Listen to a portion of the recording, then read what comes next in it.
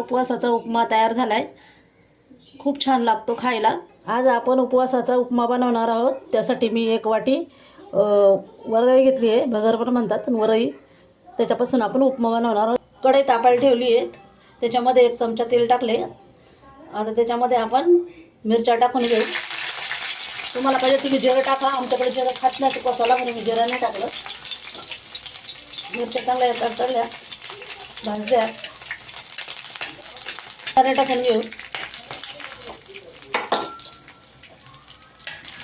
शेंगदाणे चांगले लाल होऊ द्यायचे.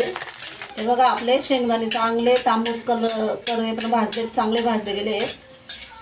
असे एकदम चांगले भाजून घ्यायचे, कच्चे ठेवायचे नाही. त्याच्यामध्ये आता आपण भगर टाकू. ही भगर मी 2-3 पाण्याने स्वच्छ धुवून घेतलेली आहे.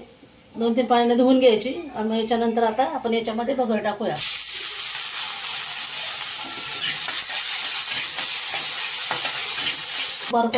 परतती तोपर्यंत आपण इकडं हे बघा आपली भगर परतती चांगली परतती तोपर्यंत आपण इकडं पाणी उकळायला ठेवू. उपमामध्ये पाणी टाकायला पाणी उकळायला ठेवू आपण.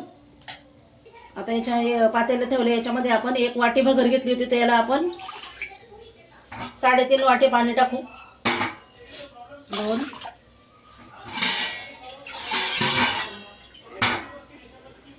आणि 3 आणि अजून अर्धी टाकू आपण. 3.5 वाट्या पाणी टाकू.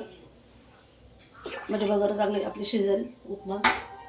हे बघा आपण आता हे बटाटे कट करून घेतलेत उपमामध्ये टाकायला आपल्याला. आणि हे मी रताळ्याचे काप करून घेतलेत. हे बघा रताळ्याचे काप करून घेतलेत. आणि बटाटा असा कट करून घेतले. तो आता आपण जे पाणी उकळायला ठेवलं आहे ना पाणी उकळायला, त्याच्यामध्ये आपण टाकून घेऊया आता. म्हणजे ते पाण्याबरोबर चांगले हे होऊन जात शिजतील.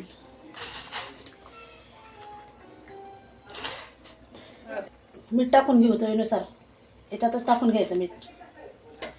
जरा आपली भगर चांगली भाजली. आता आपण याच्यामध्ये ते उकळलेलं पाणी टाकून घेऊया.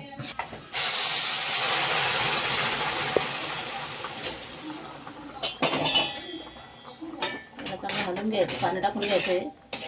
त्याला आता शिजायला ठेवायचं. झाकण ठेवून आता याला शिजायला ठेवायचं.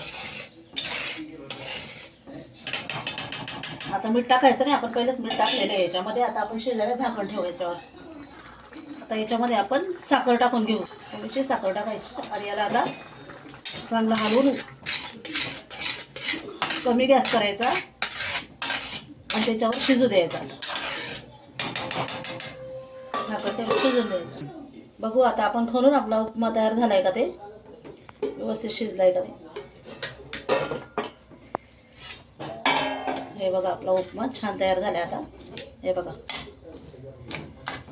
उपवासाचा उपमा तयार झाला आहे. खूप छान लागतो खायला. तुम्ही पण नक्की करून बघा.